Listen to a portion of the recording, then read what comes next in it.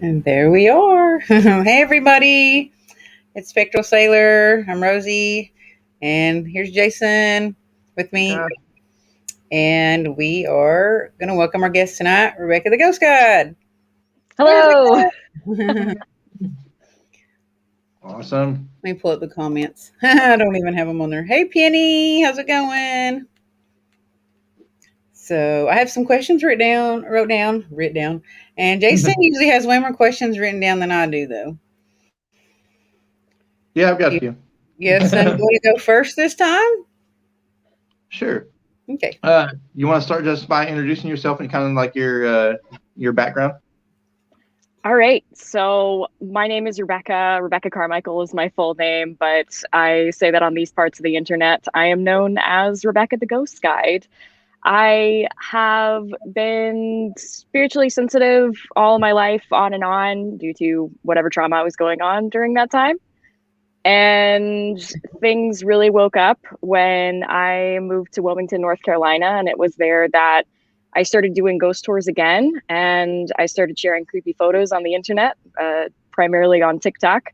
And things have just been very good since then. And I've also opened up my more spiritual side and came into my own on how far I've come. And now I do spiritualist things. Some might call that mediumship. I'm an open practitioner, and I just like to learn stuff. I like history first, and I like to see how I can apply the spirit side to history and vice versa, and kind of all the things that we can learn from that.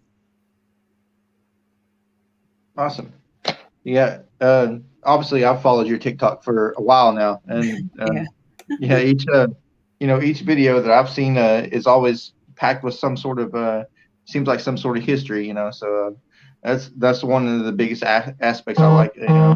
Obviously, you talk about different ghosts and stuff, but just the locations you're at, that's pretty cool to me. Well, thank you, and thanks for following for so long. I imagine not many of you know, Jason and I have been kind of like emailing on and off as I have been trying to figure out how to get out to Arkansas. So, I'm on my way. It's just a pandemic later. You know what I mean? Yeah. Yeah, we know what you mean. Trust us. We know. It's like us getting out of Arkansas, I guess. The same thing, really. Yeah. I think we're all just kind of like, okay, one day we'll do things again. Right. Yeah. There we go. I was like, I know there's more comments than that. Hey, Adam. I know we can't wait to do an actual, investigation and, just to learn your style and how you approach it. And, so I think that'd be really cool when we actually finally be able to do that. Yeah, I'm picking up my style, so to speak. One, if people with scientific equipment can handle that, if I handle it, it turns into like me trying to be like, wait, but it said this, but I channeled this, but wait, maybe they meant that. So it's great to have people on the scientific side of things who are spiritually aware of things, so that I can just be entirely spiritually aware. So I can just like sit somewhere and be like, okay, so I'm getting this, and then like we compare notes later. I found in more investigations, I'm like, if we can just, split a little bit, it's like me staring at a wall for a little bit, and then I come back and I'm like, oh, so over there. I think that's actually really, really like a good thought process about how it goes, because I always think it'd be cool if you had like a psychology team, a scientific team, and a paranormal team, and they all worked together. Every time you went somewhere on an investigation, you could put all that stuff together. Yes, I think like the ideal team would be a psychologist, a spiritualist, medium, whatever your definition term is. I know different cultures have different ways, but you have the spirit person, you have the brain person, you have the science person, have a historian there, and then just have somebody to wrangle all of them at the right time. And them to all get along well enough to kind of like compare notes, like you said. That would be cool. Yeah, that's extra credit, I think. Right. Yeah.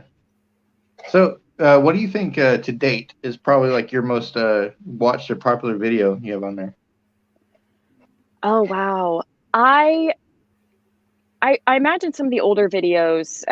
I did a few just 15-second cuts where I would go to different locations and kind of leave a little teaser on the end.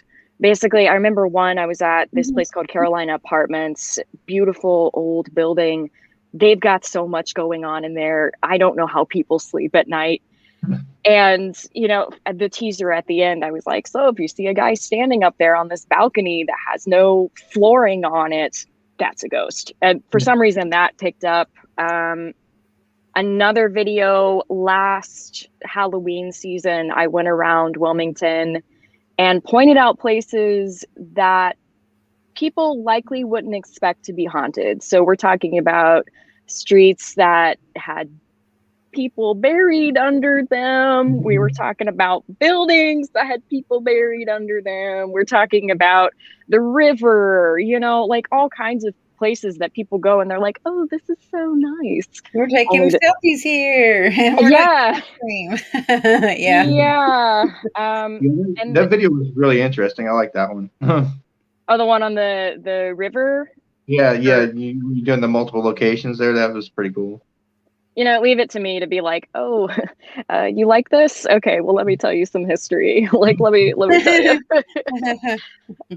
That's Wilmington, though. It's beautiful, but it's, you have to have a lot of history to have a lot of ghosts, typically. So, I'd say the other highly watched videos I had to do with. It was honestly one of my first videos that I posted. I was like, what have I got to lose? I've got 0 followers. Let's go. It was a picture of me doing a tour. And I remember it was just this kid. He took a flash photo and there was this shattered window behind me and nobody's in the building in there. It's vacant. It's, locked off everything. And in the picture, you see my face. I'm mid-sentence, so I look super weird. And then you see this guy.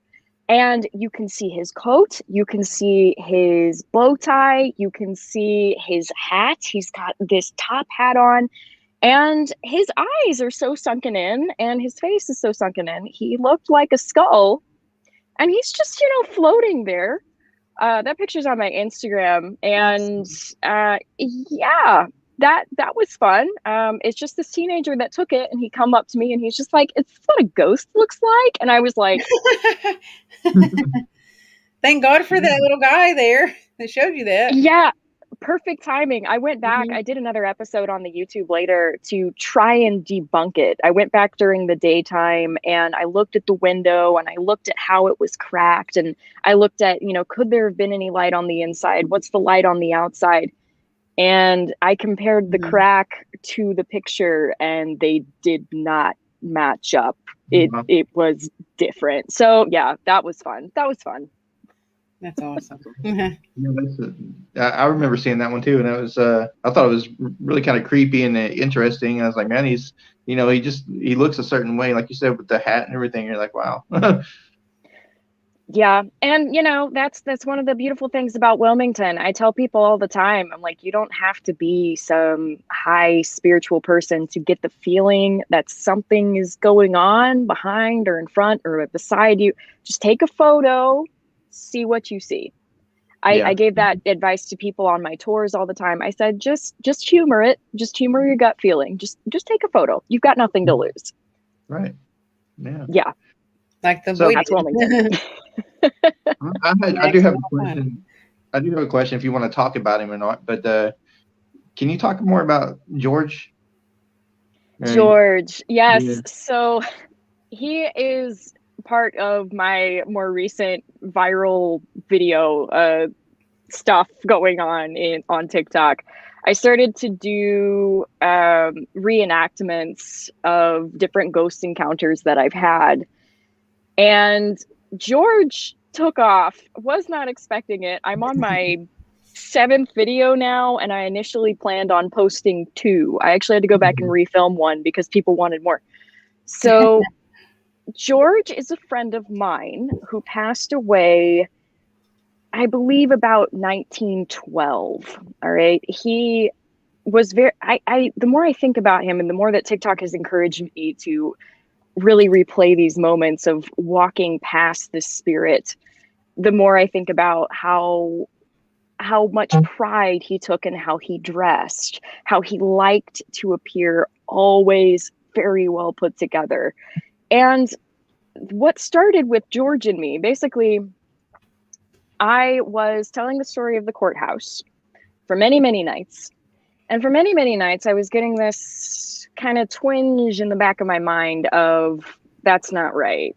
That's not exactly it, and over time, I started to intuitively change the material I was given in the tour. And so a few weeks down the line, my tour stop is sounding a lot more different from other people's. And it happened on that night. Yeah. Just because when you have somebody giving you images and stuff from behind you and stuff, and I'm claircognizant. So like, I'm getting these images and I'm telling the story verbally and I'm trying to perform. And then I'm like, wait, who is that? Who's standing behind? Oh, I got to continue the tour. Otherwise people are going to think I'm crazy.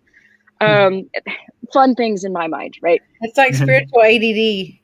Yes. Yeah. Like just maybe like ADD or ADHD. Yeah. I'm like, no. I'm in 2019. I'm in 2019. I'm not in 19. Where am I right now? So one night I have a medium on my tour, and she didn't like out herself. She wasn't like straight up, hi, I'm here for the tour, I see dead people. Like, she was really chill about it. It could, phase into any kind of crowd. And I get to my first stop and we were talking, and she looks around and she says, when there are child spirits around, it always feels a particular way. And I looked at her, I was like, so okay, we're gonna talk later. I see what you think. So we get to the courthouse, I tell the story, and of course I'm getting pokes of like, hey. And she looks at me after the story and she says, the man you talk about, he likes you, right? And here I am, like, awkward, like, oh, ghost man likes me? Okay, cool. I mean, what do you say? It's like, it sounds like John. John, there's a guy on Pun, and when we went to Waverly, these two girl spirits were fighting over him with the electronics. Like, they were answering on the electronics. Sarah, and who was yet? But there was like a Sarah and some other girl name, ghosts that liked him and thought he was theirs. Yeah. Awkward. Yeah. Wow. A ghost love triangle. How tragic. That's funny. He liked it. He thought it was funny. Goodness. That's great material though. I love that. It was. I recorded it and stuck it on TikTok. Yes. But so George liked you, huh? Yeah, like, and I'm just like, okay, how cool. So on my walk home that night, I go back to the courthouse because I just wanted to thank him. It takes energy sometimes for spirits to be able to communicate. So I go by and I'm like, hi. Hi, sir. Thanks for caring, like, what? That's funny. Like, over time, I would walk by the courthouse to and from on the way to tours, and over time, it just kind of turned into, me saying like, hey, I was like, hey, how you doing? Have a good evening. Okay, I'll see you later on the tour, or I'll come back and see you when I come back, and it became a more friendly relationship. And he actually turned into somebody I looked forward to meeting, like, when I went downtown. It was even kind of like this thing, like, if I was bored, I could just be like, oh, just go to the courthouse for a minute and talk to George. He's chill. So once again, imagine me like sitting on the steps, just like looking at seemingly nothing, like just being like, yeah. I tell people in Wilmington, I'm like, if I stare at something for too long, don't worry about it. We're having a great time. That's funny. But yeah, our relationship, in a sense, it just grew. I mean, we just learned more about each other. He he seemed to enjoy my company, because he would show up and he would talk about how on the tours I was telling a story that he preferred.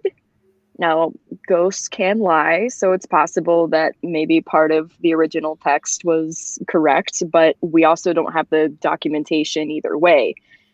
So, yeah, I will say, and this is a message that I'm going to be putting on TikTok once the last video is out tomorrow. It's basically saying that for everybody who is shipping me and George, like shipping, George is a flirt. He's a flirty guy.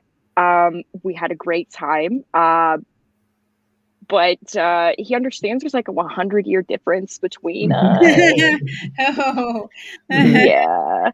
Plus, I'm also like, okay, does I guess nobody follows my YouTube because they would know I have a partner and we've been committed. So I'm not rolling around with spirits.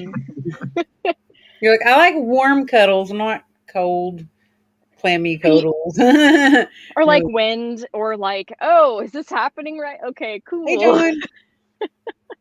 So, John. So, yeah, John's. Oh, sorry. The video you posted with him telling you not to wear your earbuds or whatever. Yeah, that one was like, yo, okay. That was, to me, I don't know. It kind of got me a little bit, is what I'm saying. So, See, and that's what people, that's so flattering to me. Like, thank you. I was like, I'll make this. It's fun. But it's real though. Like, I would walk by and at first he didn't know, like you tell a ghost to be like, excuse me, your AirPods, maybe you should take them out. But no, one night I was walking by and it was just kind of like the energy was weird that night. The group was weird. Downtown was weird. It was off. And I walked by and he kind of stopped me on my way out, like around the corner. And he was just like, hey, maybe not tonight. And it just sort of struck me. And he said that a few times. What people don't realize is it happened a few times, where people, there might be unrest downtown, either from a storm or it's, let's say the veil is thin or it's a full moon. People have unrest for all kinds of reasons. Yeah. But yeah, every now and then he cared enough to stop me on my way and just be like, hi. And it was never like a take him out. It was always just a, maybe not tonight. And that was nice. I mean, friends do that. People took it so far. They're like, oh, he loves you because he cared to tell you to be safe. And I'm like, no, people should just care about each other, in my humble opinion. But yeah, here we are. Hey, John is on, and the one I was talking about that had the two girlfriends flirting, the ghost girls, that one night. Where we hit to the ghost girls fighting over him. He's on, and he's in Wilmington, North Carolina right now. Get out. He goes to North Carolina a lot, and he goes on historical tours a lot. Get out. He said if you ever want to explore, I have some pretty cool locations lined up. Yes. He knows a lot of people in that area, in like the historical buildings and stuff, in neighborhoods where the places actually have tours, and he actually just seeks out haunted locations a lot in North Carolina, actually. Yes, I love that. Okay, that sounds like a great time to me. So we're planning on being back down in Wilmington for the summer. So please let me know. Exchange dates. Yeah. He goes there a lot. He's in North Carolina a lot. Awesome. Yeah, I mean, North Carolina we got some stuff here. So that is kind of weird that he's there. And tell me if you don't think this is weird. Okay. I was going to wear this hat instead of my headband, and I was about to put it on, and I was like, dude, look what this hat says. Yes. North Carolina. It was sitting on my dashboard, and I didn't leave it there. My husband did. And I was like, what is this? Says North Carolina on it. That's weird. And then John's in North Carolina. I thought that was kind of weird. Yeah. It's the spirit of North Carolina. It's everywhere. That's funny. Are you getting any more comments coming in or questions yet? He said I have some locations all over the South. And then Yes. Yvette says hi. And Hello. someone had asked about where they could find the photos. So I was highlighting it. Adam wanted to know about the photo of the gentleman with the hat that the boy took or whatever, where he can find that at maybe. Yes, so that is on our Instagram. It's Quirks and Conjure, all one word.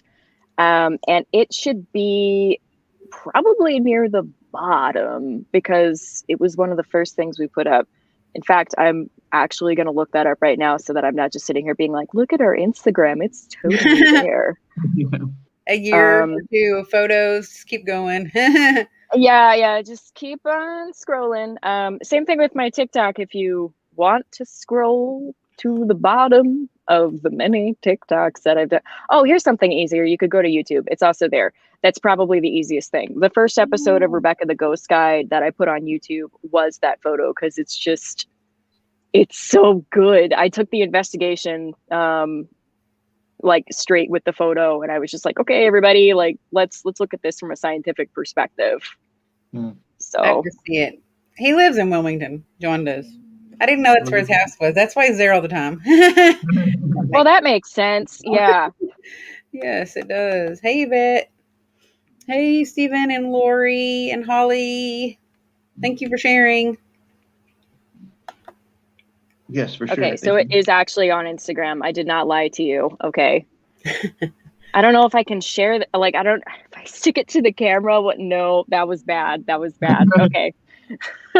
Well, trust it's there, everybody, because I found it. Awesome. So yeah, I know it's not necessarily paranormal related, but your adventure with the bus is pretty cool. Yeah, I like that. I'm watching that. Yeah. We. Oh, sorry. Yeah, what? I was just gonna say I think it turned out really cool. So. Mm-hmm. Well, thank you. And the name. Yeah. The name is awesome. Angela Lansbury. I was like, how old is she? I thought you were like probably way younger than me. And I was like, I wonder if how does she know what that show is? I mean, I guess that actress is in other things, but I was thinking she's the Murder, She Wrote girl, right? Angela Lansbury from Murder, She Wrote. Yes, though I believe she was in Sweeney Todd first. That's how I know. Yes. Yeah, I know who she is, and I was like, that is so funny they named their van that. I thought it was cool.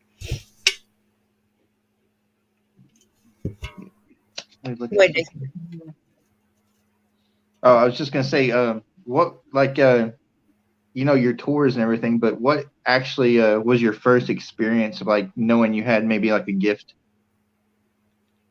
That was one of my questions. Well, so when I was very young, I was clairvoyant, and because of trauma, drama, whatever you want to call it, I'm still working to actually turn that back on. Because as a young kid, I was seeing figures in my hallway, and I was coming from a background where the belief system did not have an explanation for those kinds of things. I was, oh my goodness, I was tormented in my dreams. I was actually pushed over. One of my earlier memories is looking at my bathroom window and seeing this thing just like shove itself through the window and push me over. And the next thing I knew, I was just looking at the ceiling in shock. Oh goodness. I posted something on the clown lamp on my TikTok that also went viral. Apparently clowns creepy on TikTok is viral. I don't like it. I don't have a phobia of clowns. Like I actually did clown work in college, which is another story. But no, I had this clown lamp that I would have these vivid nightmares when I was very young and before I was exposed to, like gore TV or whatever. And I had these nightmares of this clown taking its shade off, and I had these balloons that it was carrying, and it jumped down from where it was standing, and it climbed up the bed, and right before it nailed my head, I would wake up.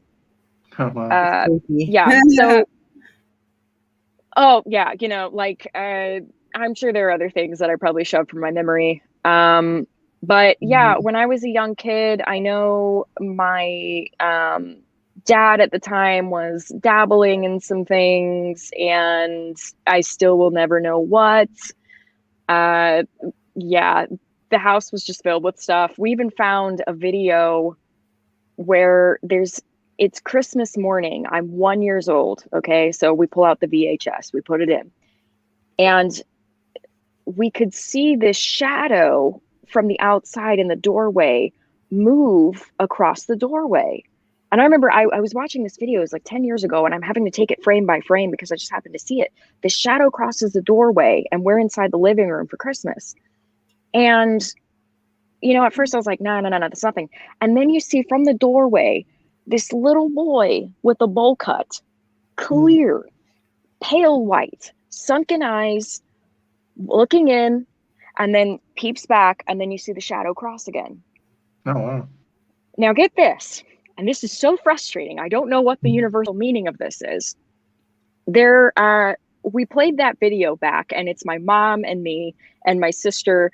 And of course, my mom's like flipping because she's like, what is in my house? And I'm just like, Mom, did you really not know? My sister is like, oh, Christmas past. Yeah. Played that video, I don't know how many times. We took it frame for frame. We recorded it on 2 different phones.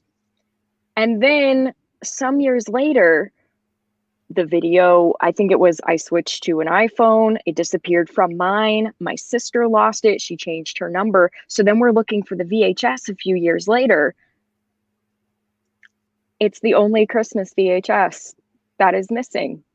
I do not know where it is. And can I tell you how frustrating it is to start opening yourself and being like aware of these things and embracing that part of you, only for the scientific part of it to disappear. Yeah. And you're like, did that really happen? Something like that happened to me and my mom quite some years back. So I know what you mean. I actually was like, I'm crazy. I'm going to go tell the hospital that I'm crazy and I need to go to the loony bin. And then I found out I wasn't crazy. Yeah. So as it happens. what's there? Lori saying what? If you go to Arkansas, please come to Pensacola, Florida. I'm a historical tour guide and some of our prime estate building in the cemetery. Oh, okay. Ooh. Yeah.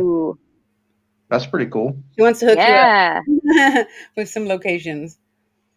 Please. And if anybody has other locations, ideas, whatever, I like seeing other people's pictures too. Just send me an email. I'm a bit behind since I went viral recently, but I'll get to it. I'll get to all of it eventually.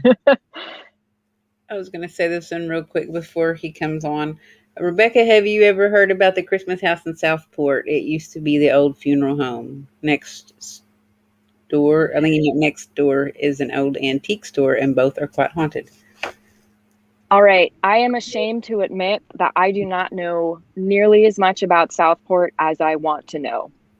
And that's one of those things that I will thank you for enlightening me, because I love knowing that kind of stuff. It's crazy. Southport is 40 minutes away from Wilmington, and I love Southport, but I need to get out there more. So I'll look that up.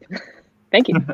There's another thing about Southport you put on there. The old jail in Southport has a burial ground with close to 3,000 bodies underneath it who died from smallpox.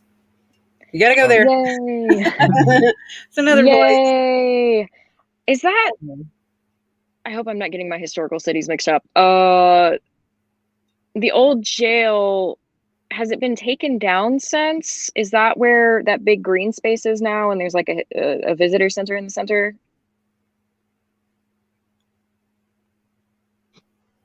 That's for you, Joanne. Jeff says, yeah. Hey, Jeff. And there was another comment.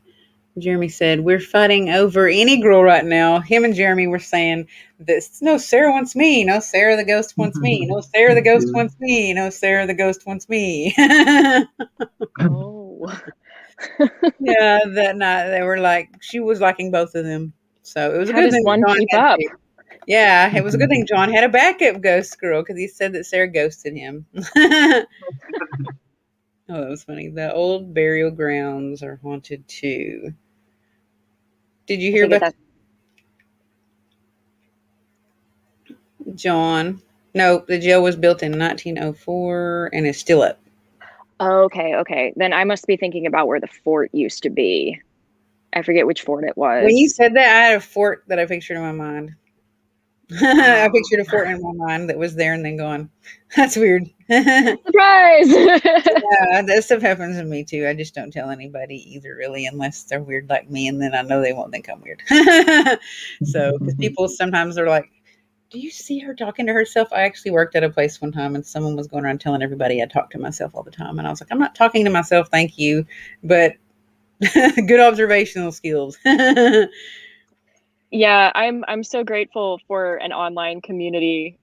People have been so kind as I've been coming into my own more over the years, and I can't say how grateful I am for that because yeah, there's still people in my like normal life that they're like, oh, Rebekah likes ghosts, isn't that cool? And I'm like, yeah, yeah, Yeah, that's all it exactly. is.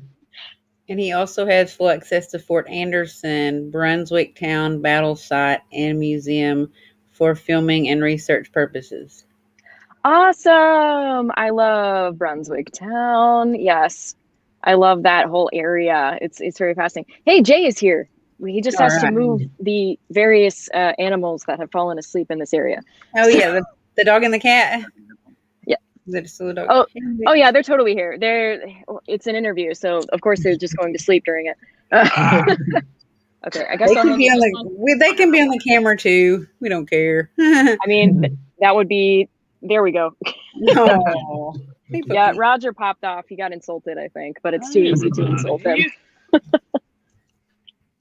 I had asked her earlier. I was like, I had looked up your stuff, and I was like, I kind of creeped on his stuff to see what, like, I guess I had saw something, and I didn't really know what it meant. And I was talking to Jason about it the other night, and I do spiritual work too, but I had read some things that was I thought I kind of knew what they meant, but I wasn't sure. And I was like, I Yeah. need to research that, but I didn't research it yet. So I was like, I wonder if I could just ask him what that stuff means. Um, I can't remember the wording of it. I wrote it down in a notebook and it's not here with me, but it was something that you do. And I think it's like, is it called reversing or is it wasn't jinxing, but it was, Reversal work. Yeah. yeah. Um, with what's the best way to say this? Conjure is very much kind of a down in the dirt kind of practice. Quite literally, I mean, you're dealing with like root work, but it's more of a practical kind of practice. A practical practice. Practical Yeah. magic. Yeah. But it's really truly dealing with kind of everyday stuff. And when it comes down to it as well, in that kind of practice, you have a right and a left hand. A lot of, I guess, the neo-pagan movements, Celtic Reconstructionism, all of that stuff you see more typically nowadays is very much rooted in, I don't mean anything rude by it, but light and love. And that ain't it. That's not how life works. The right hand, of course, is healing, helping. But you have the left hand. With reversal work, it's not necessarily like just getting rid of something, getting rid of a circumstance or a status or a crisis. It's turning it back. It's not a preemptive strike, but it's a, I'm not someone to be messed with. Here's the proof in that pudding. Is it like a return to sender, sort of? Return to sender with interest. Kind of. Okay. Because I do return to sender stuff, and I teach people. I'm like, my intent is not necessarily bad, and you don't even actually 100% have to actually be able to see the person that sent it to you. But if you can know their energy and you can, like target their energy, then you can return to sender. But I didn't know there was like a with interest. That's funny. I should have just said return to sender. I just kind of waxed philosophical on the thing until we finally got to the point. Sorry about that. No, that's okay. It was actually the way you explained it, like it was a different understanding process, I guess. Yeah. So So, do you want to tell everybody a little bit more about what you do? Yeah. First off, thank you for having me on the show. Sorry about the delay. You're welcome. I had to wrap up a reading, so I was happy that I got them to stop talking and let me go. But my name is J. Robert Rains. I am the owner of Old Southern Conjure. Rebekah and I work together in the capacity of Quirks and Conjure. I guess my role within that is more the tactical side of what we do. It's not only kind of the gear and the electronics, the equipment, but it's also rooted in the actual physical manifestation of what we do, as far as having things to protect us, to protect other people we're working with, especially when we're just kind of out and about and filming. Like I said, the work I do is very kind of down in the dirt, so all of my stuff is very much it's got teeth. And even when you're dealing with something, thank you, even when you're dealing with something kind of by rote, a straight, you guys have seen this, it's a straightforward haunting. It's just what it is. And you've seen 1,000 of them. It still never hurts to have all of your, the electrical fence up and running, even though you may never need it. And that's, I guess, kind of where I fit in. I can see the tactical point, kind of like your combat arsenal, I guess. Yeah. Tactile is what I meant to say, but tactical, I guess, still works. Yeah, that works. I understood what you're talking about when you said tactical. Did you have some questions pop up there, Rosie? Yeah, someone said, I like the lei, I like the shirt, anything new going on. And the boss of Paranormal United Network said to drop this in our interview and see if y'all were interested. We're having a Paracon Fear Fest September 24th and 25th in, why did I just go blank? In Salina, Kansas. Yeah. In Salina, Kansas. Oh my gosh. I was going to say North Carolina. I think something's connected with me there. I'm not kidding. Wilmington, North Carolina. Has it ever happened to you? Rebekah, have you ever accidentally connected with somebody? Like if they were connected to something? Yeah, and you're like, hey, hang on, let's go away for just a second. Just hang on. Just give me a second. But yeah, it's in Salina, Kansas. There's a huge Masonic temple there. It's 160,000 square feet, I think, and it's 7 stories that you can actually visit, but it's actually literally 9 stories. And we're going to have a Paracon and a Fear Fest thing there. And right now we're actually in the beginning stages where we're getting guest speakers and stuff like that, and people for panels and people for vending and everything. We're actually in the baby stages of it. So he was saying, ask you guys if you would be interested if you're not going to be busy or whatever. Salina, Kansas, Masonic Temple. Yeah, shoot us some information after this. Okay. Because that'll be after the major events. Yeah. We're going to, I don't know, have a wedding this year. It was supposed to happen in a few years with the pandemic. So, but it's after that. So nothing's on the docket. Ghosts invited? Are the spirits invited to the wedding? So funny thing, one of our favorite places to go out to is Fort Fisher. And one of our episodes of Tracking Transition on YouTube, we met the bros who I love them. They're very sentient guys, and they understand they're dead. They understand that the war has passed. They understand a lot, and they understand that bros is they think it's this cool thing to call themselves. They're like, oh yeah, we're the bros. So they're picking up on our modern vernacular, and I'm kind of like, do you want to be bros? Would you like to be? Yes. Yeah, these are spirit. Yeah. So the thing is though, they we've built this relationship with them now, and we know a number of them by name and stuff, and so we go out and have celebrations, we have picnics and stuff. So now for the wedding, when we get our wedding party together, we're gonna be like, everybody, let's go out to Fort Fisher and talk to some people who died a long time ago. It's like the after ceremony or whatever. You're like, bring the wine, bring the finger sandwiches, bring the EVPs and the EMS. Bring the witches, bring the spiritualists, bring the... Yeah, our party's going to be wild. Well, it's not like the bros are particular, but they're like, I want a blanket, I want fried chicken, and I want pie. They have been And specific. They were my very adamant about those three. Yes. That's funny. I always think it's funny if I hear anybody connecting with spirits that are really picky or really particular. I don't know. I just think it's funny. I guess because it reminds me of older people, like an old person, like a grandma or grandpa, you know, being kind of stuck in their ways or something like that. Yes. It's funny. It's awesome. Love That'd be interesting. I'm posting some comments. There's quite a few of them getting backed up. I got some private home investigation here in Wilmington area too. He Ooh, lives there, private homes so are the yeah, if best. y'all are ever looking for somewhere to explore, I guess he's going to know all the areas. He just moved there, I think, not long ago from California and Georgia. He lived in Georgia, so he knew all the hot spots in Georgia and California too. Did you say you were moving back? Yeah. Yeah, Okay. for the summer, Yeah. at least. Yeah, for the summer at least. It's kind of cool living in a vehicle because you can just live places, you know? True. Yeah, no, I was just like, when I started watching those videos, I was actually watching them today while I was cleaning my kitchen, and I was like, man, I always wanted to have one of those, like a van that you lived in or a Windstream trailer or something that you could pull. Yeah, that you could yeah. live in. When I was little, my papa had one of those, and he lived in it, and he actually moved behind us and lived in that Windstream trailer, and I always thought it was so cool.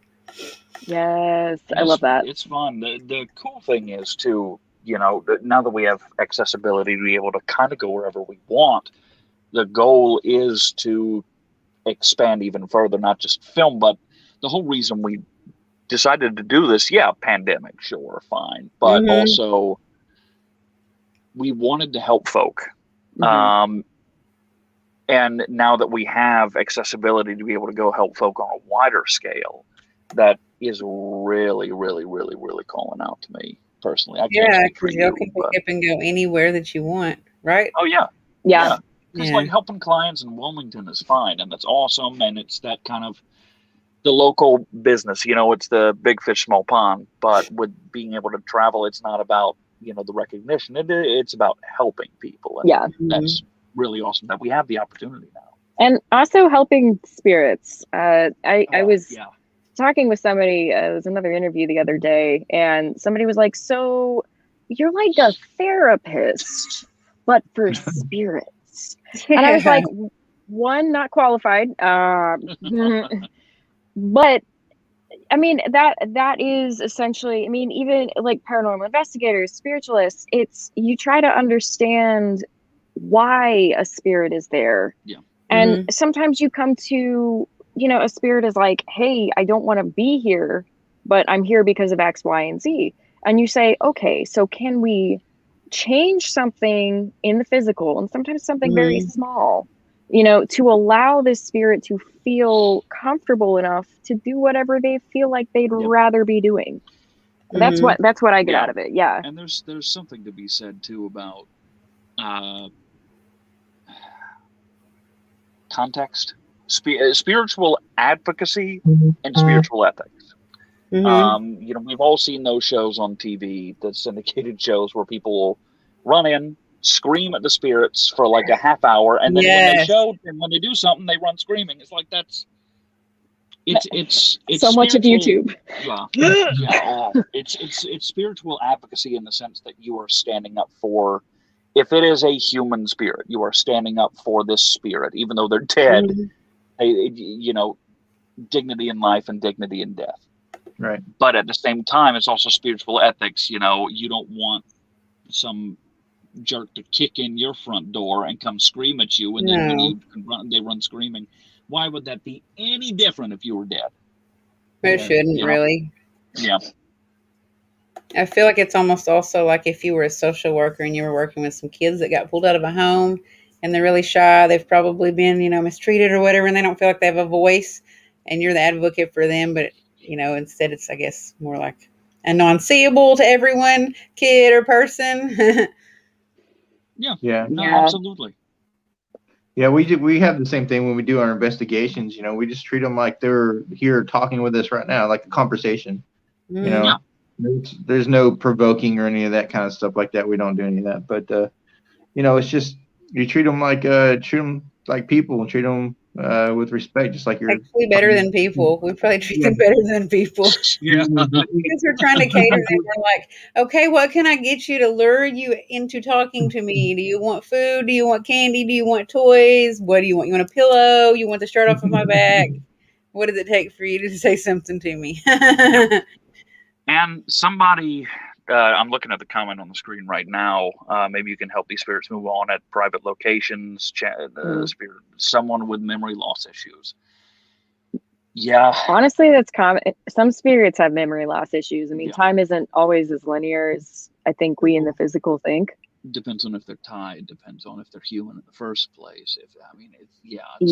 There's a bunch of ways that things could get weird and funky. Yeah. And yeah, I mean, at some point, if you are, I guess our dog is stretching and she's pushing. Everything's rumbling. Pushing the computer. Yeah. Mine did that a minute ago, and there was nobody here. The cat's there, and the dog's in there, and the door's shut. And I was like, "What's going on?" I don't know. I don't know what it was. Keeping things busy. Yeah. But there's a conjure is almost like being a spiritual liaison. You know what I mean? Mm-hmm. You if I'm gonna do any hardcore work for a person, I'm actually typically gonna go to a cemetery or a graveyard, contract with a spirit to help do this work for them, if not one of their ancestors or a guide or whatever. But at some point, if you are that liaison, if you are kind of heading this thing, you have to make the hard decision of, okay, I understand and I'm so sorry about this, but you gotta move somewhere else. Yeah. You have to just draw that line. Or, I guess. I mean, spirits can also take up the space that we don't use. So sometimes it's something like, hey, so you're down here in the toddler's room, and the way that you're making yourself appear is very scary to the child. And you may not be meaning to do that, but you are. And there's a perfectly good closet 10 feet down that hallway. Yeah, it's like nobody goes in there. It's got a bunch of boxes, but it's fine. Or hey, you want to go to the garage? The garage. You know, like nobody's in there unless they're leaving or doing work. Garage, you know, like yeah, and that's the thing. Sometimes spirits are like, oh, well, it's not as nice, but if I go there, I don't have to deal with you anymore. And it's like, yeah, go. Goodbye. It's guidance counseling. That's all it is. That's funny. It really is, though. Like, I didn't think that way in the beginning, because I guess I didn't understand it. But then as we do more investigations and more like contact with spirits or whatever, then you start to learn it really is kind of like how you're explaining. You're just, I guess, trying to make everybody comfortable. Yeah. The people, the spirit, everybody comfortable. And we can be. I think with more understanding. Oh, yeah. Yeah. It's just learning to juggle, really. Yeah. Someone said, have you heard of the Bel Air House? I have not. At least I don't think to. From the goat? Oh, that's what he calls himself. It's his nickname. Oh, okay. Yeah, I was like... I should have told you that earlier because he said that in another comment. And I was like, I know that, but I guess you guys don't know that. Okay. Because he's on the show a lot, or he watches our show a lot, and he told me that a long time ago. I was like, is that a movie? Is that like a town? Like... It's like, I go to a town called the Goat. Yeah. Yeah, I know. Just to see what was on that. If there are no goats, I quit. I'm going to leave a bad review. Done. That's it. Yeah. 1 star. No farm animals. There, see right here? He said, yes, Jeff the Goat. The goat. He was talking to Jeff the Goat. Stephen was. Bel Air House. That doesn't ring a bell, and now I need to look into it. I don't know where it's at, but I've heard of it several times. Mm-hmm. More and more weird every time I go back to that house, and even weird for me, and I'm a weirdo. I think he's talking about the Bel Air House. Maybe they remember you, and that's why they're like, let's get weird, guys. Yeah, because they don't think that he'll judge them because they're like, we know him. We're comfortable. Yeah. That's funny. Well, even in like, what's a good way to say? Have you all ever heard of a tulpa, thought form spirit? What is it? Thought form spirit? Yes. Is it where you actually create it, kind of, or Yeah, you manifested it like a that group of residual, people? yeah. Yeah. I recently went back to Wilmington for a gig to help this family that, stuff was rattling in the cabinets and nothing bad, but it just spooked them. And I was happy to say this is the only time I knew they existed, but I'd never seen them. This is the only time I saw a tulpa created in a happy environment. They were a really loving family. Their kid was like 2 and bubbly and sweet. And they just had a lot of juju running in that house, and it created this thing that rattling cabinets and stuff when the kid, wanted to play or wanted to, Sorry, that's my son. He's crying in the other room. Sorry. It's not a spirit or anything weird. Speaking of kids, but I told him this is what it is, and I went back for a follow-up the next day. It was getting late. I didn't want to bug him too much, and the thing recognized me because there was no reason to kick it out. It's just if you don't mind the cabinets rattling, that's a good sign. Listen for the cabinets rattling. But when I walked in the door, the cabinet started rattling. I'm like, cool, yeah. Yeah. It was like a dinner bell. It was like, hey, you're here, you're back. That's cool. I have a question. Since you brought up the thought form spirit, we're actually doing a case, and that's kind of what I explained to the person was happening in their home, because I tried to say, you have some kind of gift and you're manifesting this to happen because you're constantly thinking about it. You're speaking it 24/7, like literally 24/7. It is happening. And I don't know really how to, and we've cleansed and we have some other stuff like, footage and stuff to go over or whatever. And this is probably a good challenge, I guess, for us. But like, I don't really know how you get someone to, because I tried to say, if it's not happening to anybody, how do you get them to stop thinking about it if they don't want it there because they're really scared and they're paranoid about it? They just don't want it there. And I think this is when it's important to note that spiritual health is completely intertwined in mental health. If one creates their own thought form spirit, some practitioners call it shadow work, and it's not as dark as some people might think. It's really just doing the work to figure out, okay, why am I saying these things? Why am I creating this? That's actually what I've been working with her with, is shadow work, and trying to get her to understand what the shadow work is and giving her homework and stuff to do about it. Yeah. Yeah. So, and that's the shift. I know you've had this happen plenty of times when we go into a cleansing, and there could be a spirit there, but it could be affected by what the people are putting off. It could be even a dirty house, an unorganized, just too dirty. Something rises up, something comes home, starts doing stuff.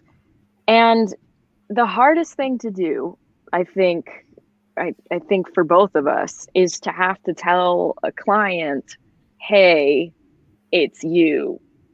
Yeah. A nice way to break it. Yeah. Just listen, buddy.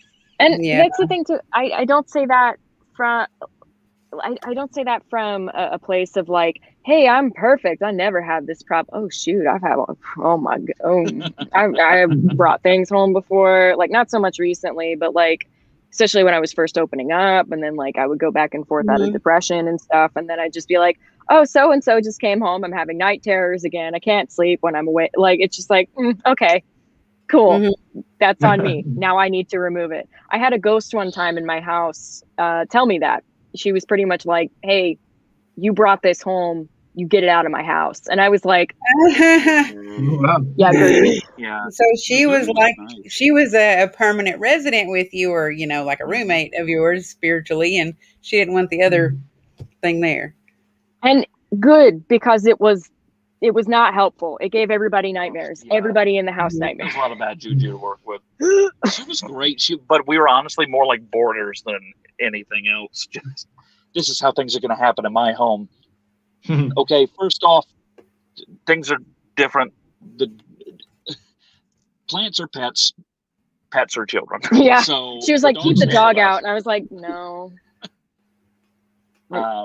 But yeah, we did a few compromises there. But on that, she like even turned on the smoke alarm to kind of wake us up, let us know things were going on. Like, okay, cool, awesome, great, got it.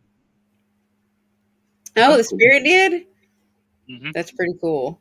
Now that you said something about plants, I just thought of an idea with that girl. She likes plants, and I thought of like maybe some feng shui or something, lightening up the atmosphere with like plants or something like that might help her feel more relaxed. And then the shadow work that we've been trying to do. Yeah. Mostly the concern is, Oh, sorry, I cut like you off. What were you going to say? get involved. Mostly that's my concern. It's like there's a kid involved, a 2-year-old, and it's a little bit harder to work with a 2-year-old, I guess, like to make sure. Because apparently the 2-year-old sees the stuff too, or experiences the stuff too, but not to a degree that the parent does. So it'd be good Isn't to. that always? Yeah, isn't that how it works? Yeah. Unfortunately, we've boarded up rooms before. Yeah, just single rooms. Yeah, I think you know who I'm talking about. In the yeah, she brought some stuff home from the ghost tour, and this person had a young daughter who was very woke to the spirits, and parent was trying to do stuff, but it wasn't enough. So we were just like, all right, we're going to kick everything out of your room and put up a barrier. And, you know, this girl too, I mean, she didn't do her due diligence though. Well, the little girl, not the little girl. The little girl was fine. The little girl's just a little girl. They didn't stay disciplined to not doing the things that were opening that to come back. Is that what you're saying now? And it's not hard to, it's like recharging a battery. You got to plug it in, you know? Yeah. I'm thinking too, because I'm trying to think what might help her. When all of y'all cleansed the space, do you fill that negative space afterwards? Do we feel the emptiness that was negative, or do we feel it like physically with something else? What do you mean? So whenever you're cleansing, smudging is not the right term, because smudging is very specific to indigenous people. It's not what any of us do. Yeah, I try to call it cleansing or clearing or something. Yeah. But when you cleanse, think about it this way. If you have a charcoal drawing, if you were to smear that charcoal, you're not getting rid of it. It's just kind of... Yeah. You have created negative space, empty space when you cleanse. Filling that space then afterwards helps seal it, set it. Something like lighting a candle, the plants, her having something to specifically say, I'm just, while this is clear, I'm going to clean it up and I'm going to light a candle. You could even turn on the light, who cares? But it's sealing it so that, I just created all this open area, all this, clear room that the thing's just going to come right back into because I haven't filled it. Yeah, that's a good idea. And intention. I guess you could also use the intention when you're filling it. Yeah. Yeah, that's a good idea. For her to do to take her mind off it too. Yeah, that's a good idea. Yeah, because she has a very busy mind, and it's not the first time like something like this has happened. It's like several different times at similar cases or whatever, and they always have a busy mind and they can't go to sleep at night. And then that kind of, I feel like, just kind of like jump starts what's going to happen throughout the night, and what does happen throughout the night, and what happens when they go to sleep and they wake up and they're like, there's something in my room, Yeah. I hate that. That's the thing. I hate that. That's one of the reasons why, even in our bus, we seal off the space, and it's only ghosts that we know who are allowed in here. So that's the thing. I know a lot of practitioners or spiritually sensitive people, they like their house open because they're like, oh, I want anybody to be able to drop by. Now, call me cold and unfeeling, but I've been woken up enough times in the middle of the night, and sometimes it's so-and-so who's like, hi, I'm trying to get to this place. And sometimes it's so-and-so that does not look human, and teeth and eyes and all. I like to sleep. Okay. I like to sleep at night. I don't like to be bothered. So no, I close off. I close off my sleeping quarters. I'm like, I don't deal with it. Anybody who I work with who is like, hey, I'm not sleeping, I'm like, I got you. Let's go in there. Like, there's so many serial killers in the 70s. They just opened their front doors for anybody. Like, I guess so. Spiritual Yeah. serial killers of your chi or something like that. I need to learn how to do something like that because I've been doing a lot of dream work and trying to strengthen myself as far as like, learning to know when I'm dreaming or if I'm lucid dreaming or if like I can make myself go into a different kind of sleep faster because I do wake up in the middle of the night and it's always around the same time, but I don't know what woke me up. I just know something woke me up. But a lot of the times it will be in my dream. Like 2 nights ago, I had a dream that a friend of mine was being chased by something demonic. And then the next morning, I woke up and I got a phone call from this person saying that they were suicidal. And I said, I knew this was going to be you because I had a dream about you at 4 a.m. I had this feeling and this inclination, and I probably should have tried to reach out at 4 in the morning because I had a dream that you were being chased by something demonic. And now you're calling me and telling me you're thinking about suicide. And I was like, that is crazy. So I'm trying to figure out like almost like Nightmare on Elm Street, like how to combat in my dreams and make sure that I know like I'm aware that it's a dream and maybe actually interact with whatever it is and tell it to go away out of my dreams. I don't know. Because if you're sleeping and you're still dreaming about the stuff, you're not getting really restful sleep anyways. Because I woke up the next day feeling really weird. Yeah, I would wonder. Do you connect with the, once again, different backgrounds? We'll call them different things. Either ancestor, spirit guide, angel, you name it, deity. Yeah. Okay, so if you have something I learned this past year that's been very beneficial is if you can be in the dream and if you are lucid enough to actually have this thought in the back of your mind. And I mean, it takes practice. Sometimes it's like going to sleep with the thought in your head. Have a symbol or just something that is, it's kind of like Inception. Okay, so they have the spinning top, right? Make sure it's private and it's only between you and your guide. And just, and this is something I'm still learning too, because I actually read about this. Let your guide be able to connect directly with you. So that way, if you were to ask in the middle of your dream, hey, is this real? Something can pop in there and it's like, oh, the bird. Okay. So that's a crow. It's okay. When I wake up, I'm going to do this.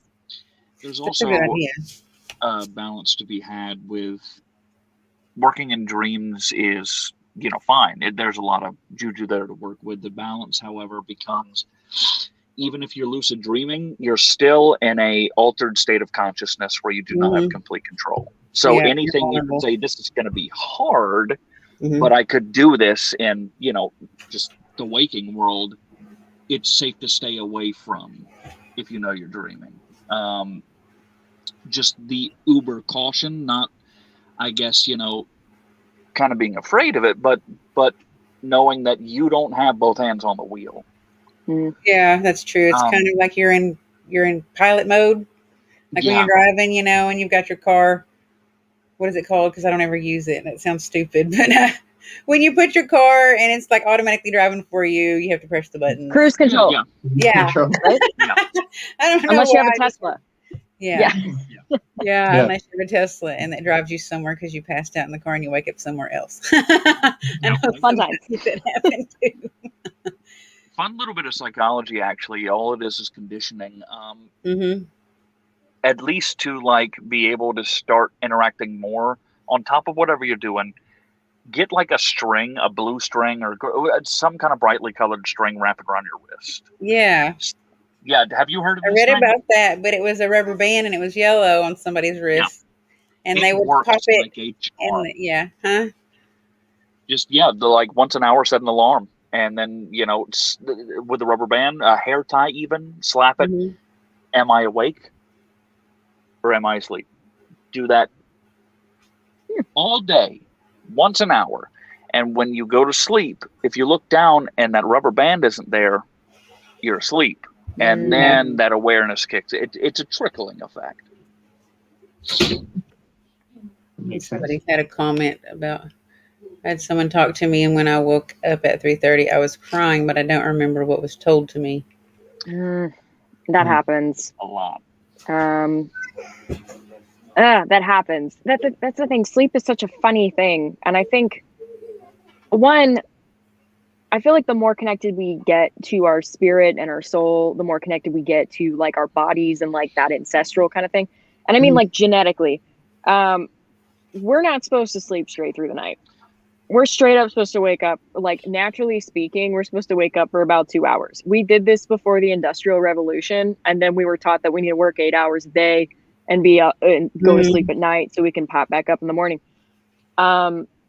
So I've found that in my spiritual journey, I start to wake up more, you know, somewhere between 2 and 4, depending on when I fall asleep. Me too. And almost every full moon, I wake up at some point. And I know some people are like, oh, that's a sign. And I'm like, okay, cool. Like, it's just happening to me. So yeah, it's hard to distinguish, but it takes practice. That's the whole thing. If you teach yourself to practice being in this dream state and remembering your dreams, you can get better. Yeah. But it's not immediate. And something that helps not only with, so I heard you talk about it a little bit. Are you listening to my conversation? What? Yeah, I kept one ear. You have to remember what memories are made of. Memories are not just mental movies. It's emotional recall. It's sense memory. It's you know, the emotion you felt. It's the feeling of the wind on your... Exactly. It's everything. It's what you tasted, smelled, saw. But also it's of the age you were. I mean, all of it is wrapped into these small things. You could have a very specific image that brings up this whole 20-minute memory. Something that helps not only with dream recall, but also with working on your clairs, your claircognizance, clairvoyancy, clairtangency, whatever you want to dig into. If you're working specifically on claircognizance, if you get this poke, that's what we call them, at least the pokes. If you get this poke that doesn't really feel like you, follow that. See what sense memory that brings up. Does that bring up a specific smell or a specific sound, a feeling of something on your skin? And if nothing clicks, hey, guess what? That ain't you. You're tapping in, buddy. Yeah, I call it self-analysis. Like you're being body jacked. That's what I call it. Body jacked. The first time it happened to me, that's what I felt like. I was like, whoa, I'm in my body, but I'm not me. I'm thinking like a dude, and I'm a dude, and I'm thinking in another like point of view, like I'm thinking I just died and my family's crying, and I see them crying, and I'm like, but I didn't just die. I'm right here. And I was like, I just got body jacked, I think. Wow. Yeah. Oh goodness. That reminds me of something. It was at Cape Fear Wine and Beer. That place, fascinating history. There's never enough time to go into all of it because there's so much of it. Every time I go in there, even if there are like maybe 5 people in there, it feels like the whole place is crowded. It's always just like that. And one time I'm sitting there, I remember I was waiting for some people to show up, and I got the sense that somebody walked up behind me. And it was a very obvious sense. And like this guy was like, I guess it's, you know, when you're spiritually open, oftentimes, you know, things are just like, they see you as a light in the room, and they're like, you can hear me, or see or feel or whatever. So I feel this guy behind me, and I'm kind of like, okay, I feel you there. But then I like snapped out of present reality for a second. And it's not so often that something this strong happens, especially if I don't say, hey, you can allow that, you know. This kind of just, it was almost like somebody takes your head and they're like, see this. Yeah. I witnessed this man being shot in the head. Like I was the man. I saw it from his first point of perspective. And I remember I was on my knees or his knees. And there were well-dressed men around, and there was a guy in the far corner, and there was another guy a little bit closer. And then there was this guy, right in front of the man with a pistol, and I could hear there was buzzing in the background, just like people doing everything. And I realized somewhere, I was like, no one's gonna hear the gunshot and no one's gonna care. And that's when, oh my gosh, there, And I remember I actually did one of these in the bar, and I'm looking around, and my first response, I channel the dude, and I'm like, hey, ask first. Yeah. Yeah. But Because you the thing probably was, were like reacting to being shot, and were Oh, there people yeah. around you in real life? There was actually people around you. well, fortunately, I was waiting on some people, and I think somebody else went to the bathroom at the time. So I was like, thank goodness nobody was like, oh, Rebekah's lost her mind again. What's going on? Are you tweaking? Yeah, and I'm glad that I think it's because his presence was behind me. If I had gone back any further, I would have fallen straight off the bench. Like, and then, then people are like, oh, get the drunk off the floor. I had not started drinking yet, by the way. But Good. That's good. clear that up. But yeah, I remember after that happened, because I was like, buddy, you gotta ask first. Consent works both ways, my dude. And he was like, no one knows I died here. And I was like, what are you talking about? He's like, I was 23. No one knows I died here. Oh, They that's took what my connected body you. out. Yeah, Yeah. it was mob activity. The place Yeah, I was gonna used say to we're in be, a crime. yeah. So I was just like, okay, dude, thanks for letting me know. Ask next time, but Yeah. I know you died here now. Just waiting, like maybe he was waiting all these years, who knows how long, to just show somebody, and he just saw you, and he knew you knew how to see, and he just was like, oh, she can see me, so I'm gonna show. I'm gonna Pretty show. much. Yeah, and afterwards he was just like, okay, now you know. And I'm like, I know. Thank you. And he's like, all right. And then he just sort of went the other direction towards the exit. And I was like, okay. Right. Did my job. Yeah, I just awesome. experienced. Rad. That's sad that no one knew, though. I know. Yeah. Well, that happened all the time. People would go Yeah. there unwillingly to be put out. So Well, that's kind of the issue too. Wilmington during Prohibition, since it was still a massively used port. I mean, it still is. It was a big rum running city during Prohibition. Wow. So a lot of old mob activity just tucked away in the nooks and crannies all over town. Yeah. Yeah. Do you ever go somewhere and find that like overwhelming, where there's so many spirits trying to get at you, like you just said, trying to without necessarily asking for permission? Yeah. Like a richly historical place, probably. Historically rich.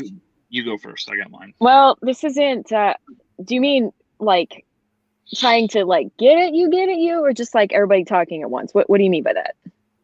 Well, I mean, like everybody like trying to, I don't know, like take their turn with you, like, you know what I mean? Like, oh, she, like you said, you can see, and she's like, bam, and like they're all kind of like moths to a flame. Okay, that's what I thought. I just wanted to be sure, because I was like, I mean, I've been to places where I'm like off, no. I think the most recent, and this isn't as dramatic of a story, we were in Hillsborough, North Carolina, and we're walking the dog, and we go to a graveyard. I think it was the First Presbyterian Church there, very old, 1700s, at least for United States standards.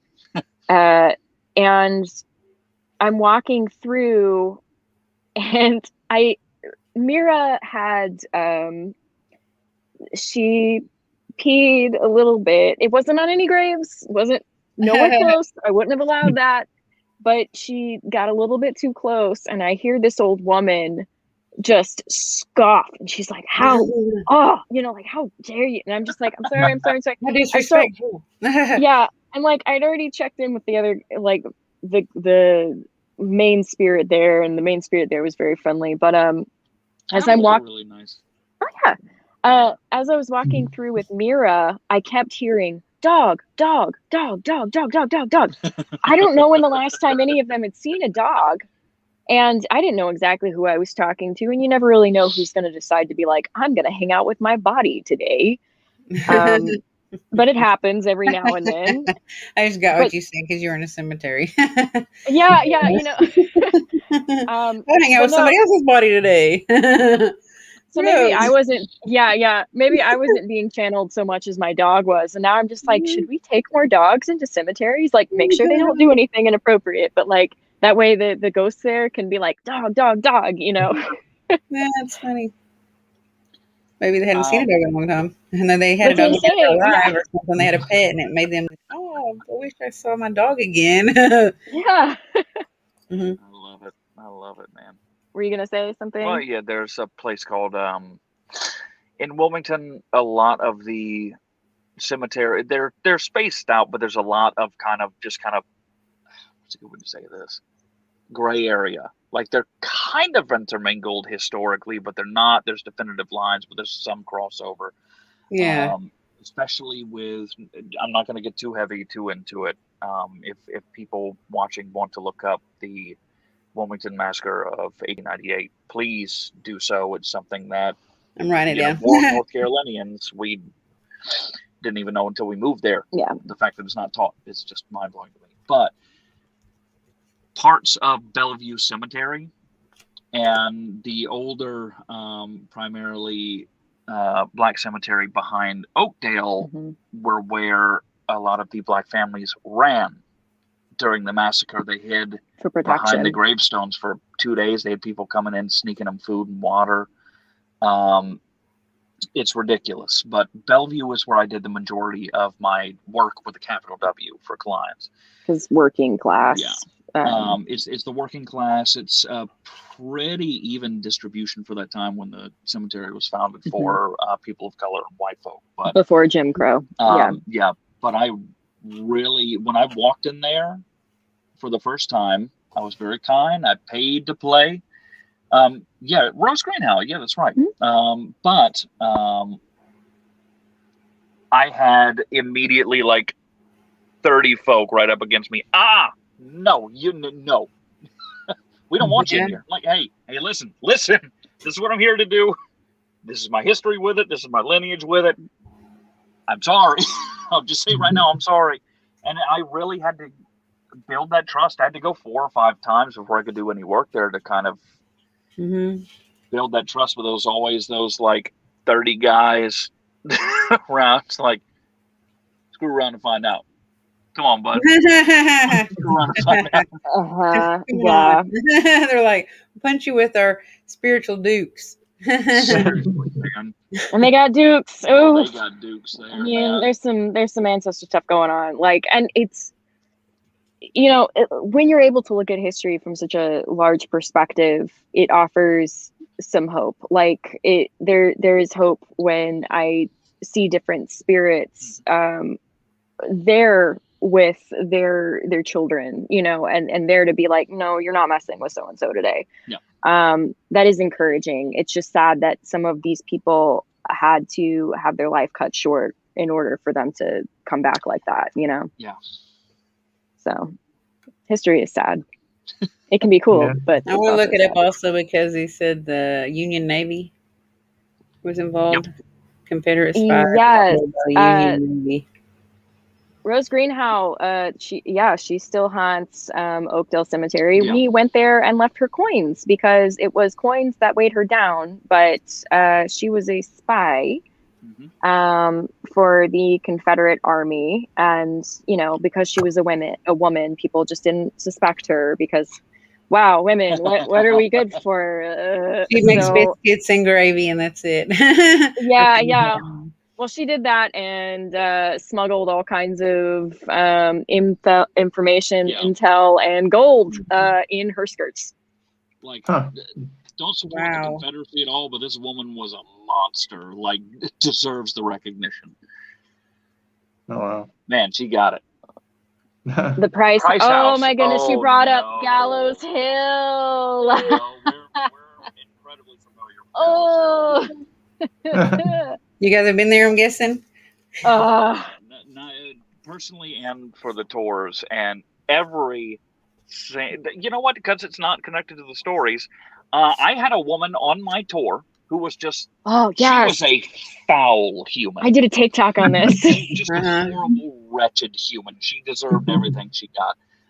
She comes on my tour, she's being a nightmare the whole time, and I wasn't feeling it. I always made a point to kind of drive slowly past Gallows Hill to feel out how heavy it was that night before I did the tour. Just to feel it. Okay, no, it's too busy. We ain't doing because you want to know if you want to go. Yeah. But she was such a terror that I went out of my way to go there. We were on the other side of town. Like, no, we're hiking 5 blocks and we're getting there. Oh, a hike for her. But yeah, but we get there and she's just being awful the whole time. So I know that she's just going to get poked and prodded the entire story. And she's getting poked. She's getting her hair pulled. She turns around to yell at whoever's doing it. There's nobody. She gets mad and just like walks around the grounds, which I told her specifically not to do. She comes back, keeps getting prodded.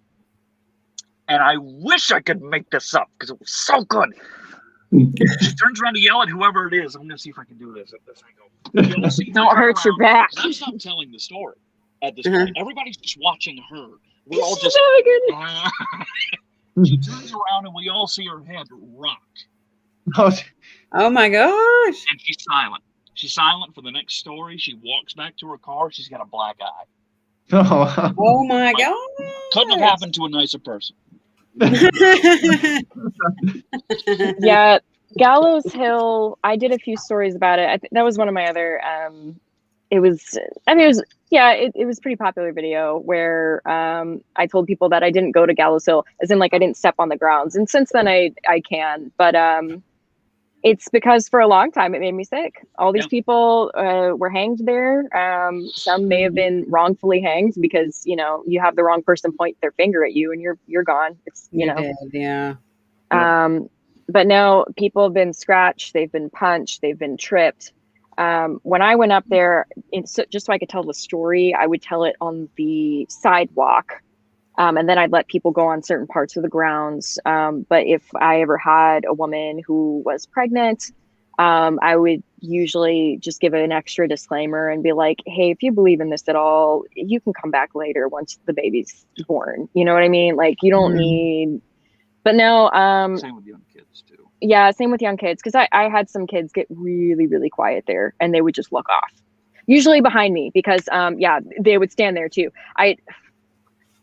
Recent reenactment video, a guy followed me home from Gallows Hill, a spirit guy. I was going to say spirit or a real guy, because the real guy would be scary. Scarier for the real guy. Yeah. But no, he was following me, and he thought it was so funny that he was following me, to which I'm like, dude, I don't know you. Do not follow me. And he's like, yeah, like he just kept laughing about it. Yeah.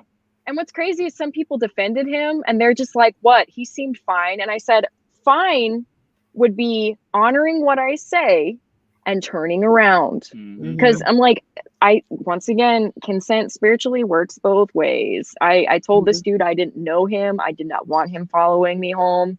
He kept doing it. So I had to be like, all right, let's get same as in real life. That'd be called stalking. Right. Yeah. About 130 years before the Me Too movement. Yeah. But the thing with Gallows Hill too, there are worse things out there too. I mean, that's also, I think I picked up that screaming thing. Yeah, that was interesting.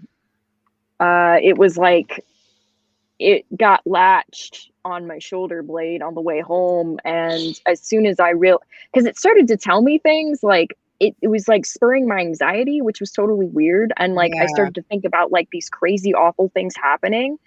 And then I stopped like in the sidewalk and I was like, these thoughts aren't coming from me. What are they coming from? And that's when I heard screaming. It was just this high pitched screaming wail in my head. So I called you up and I'm like, hey, want to do an exorcism on the side of the street? Yeah. Let's go. Why graveyards and cemeteries are dangerous, especially unmarked ones, is that there are things that feed on spirits too. Yeah. Parasites, man. And it's like you said, you're like a lighthouse to those things. So it's the first thing you should do is know how to protect yourself. And if you can't, you shouldn't be doing any of this anyway. Or at least have someone on your crew who can. And that thing was pretty girthy. Yeah. Yeah. That had some to be able to get past a few of the things that I had out. So that was fun. You got to wonder what our neighbors think sometimes. Yeah. That's funny. How often do you actually do your tours? So I am not. I'm no. Well, neither of us. How many of us are here right now? 8. All 8 of us. Yeah, we are not doing tours just because we can't. We weren't in Wilmington this whole year. Yeah. Also, my name was getting out there more and more, and I respect the tour. I absolutely do, and I do not say this in any negative thing. It was getting to be a problem when people would call up and they just wanted to have me or sometimes you as a ghost tour guide, to which I didn't want that. I was like, hey, everybody's a great tour guide. You don't even know if I'm the best one. You just see me on TikTok, you know? The kindest way to say it is it became a conflict of interest. Yeah. So we're not working with that tour company anymore. However, that being said, if you're in Wilmington, go take it. It's a great tour. It's a great tour. Great time. Guides are awesome. And what we're actually looking to do for the summer, and we're trying to figure out how to do this exactly, it wouldn't be a ghost tour, so to speak. Every night would be different. And it would be more like a spiritualist session. And, you know, we meet, we go somewhere. I want to have a conversation with everybody and be like, okay, do any of you see things, hear things, whatever, you know, like, do any of you have any spots you want to visit? Do any of you have questions on something? Okay, let's go to this place. I know so-and-so here, spirit so-and-so, or sometimes it'll be, I know the person who owns the place. Yeah. Your little black spirit book. Right. You know, and like, let's sit down and see if we can connect, you know, and just have an ongoing conversation. So it's not a tour, it's an experience. And I mean, even just like, if you want to call it an educational experience. I want to learn from other people too. Yeah. It'd be like, okay, does anyone ever wonder why you only hear about spirits that look Victorian? Does anybody wonder why spirits stick around? Does anybody wonder why past cultures in the Cape Fear region reacted this way with spirits? Do you want to know why most of these houses are what you called haint blue? We can go to all of these locations. We can give history. We can give spooky stories. We can give information. And most importantly, people walk away having fun and educated. There's so much. And less afraid. Yep. There's so much garbage on the fast food information. And I know you guys have dealt with this too, probably with questions from people who are watching you. What are you talking about? And it's because they got this 30-second video. Everything's a demon. The person that I specifically think of repetitively asking stuff like that, and I'm like, I don't know, Jason, you want to handle that question, because I don't really understand it. You know what that means? But yeah, I know. Yeah. So that sounds really awesome. That they may be better than going on a tour, you know, with what you guys are wanting to do with that, and especially like you said, to educate people and to make them less scared. You know, that's pretty cool. So you know, since we got a few minutes left here, where can everybody follow you guys at? So for information to kind of keep up with what we're doing and who we are a little bit more, look up quirksandconjure.com. And from there, you'll find all of our links. You'll find the Quirks and Conjure YouTube. You'll find the Quirks and Conjure Instagram. We got a Twitter, but I'll tell you what, we're hardly ever on it. Twitter is a side of the internet that I know is there, kind of like Reddit, but I'm not. That's a spirit world. We have a Twitter that we don't use that often too. Whoops. We're Quirks and Conjure on Facebook, and I am Rebekah the Ghost Guide on TikTok. I am Old Southern Conjure on TikTok. I'm not gonna lie, I don't post often. But you're also Old Southern Conjure on Instagram. Old Southern Conjure on Instagram. You can get in touch with us via email at quirksandconjure@gmail.com, right? You can also get in touch with Rebekah or us specifically for consultations through email or through any of these things. Same with readings. I think I'm one of the only bone readers in North Carolina. There are a few. There are like 4 of us. Yeah. But where does that originate from? Because I've heard of it before, but you don't hear about it hardly ever. Like really, nowadays you don't hear about it very often, especially in Oklahoma. We live in Oklahoma and Arkansas. I guess I don't know, man. You Well, I can do see it in know. different. You see it in different cultures. Yeah. I mean, honestly, one of the oldest recorded forms of any kind of divination we have was scapulomancy. With that we found with the Norse and Scandinavian peoples, like way back. But even further than that, you start to see the roots of at least bone reading when it comes to actually reading the bone of an animal that you killed and ate, and kind of going through that, tossing it in the fire, or a collection of like Jay finger doesn't bones do that, or, by the way. no, I don't do scapulomancy. Collection of bones that are like knuckle bones that all mean something, like collection of just roots, herbs, nuts, curios that you toss together. They mean something. Then you let spirit take over and kind of pull from there. That's what I do. Is I'll peel apart patterns for about 10 minutes, and the next 40 minutes, your people are talking to my people. But you have your own set of various items that are metaphoric, basically, and mean different things. Well, yeah. It's a conversation. Bone reading is very much more, like I said, practical. It's also very blunt. Honestly, it's like therapy, but your spirit is the one who's yelling at you.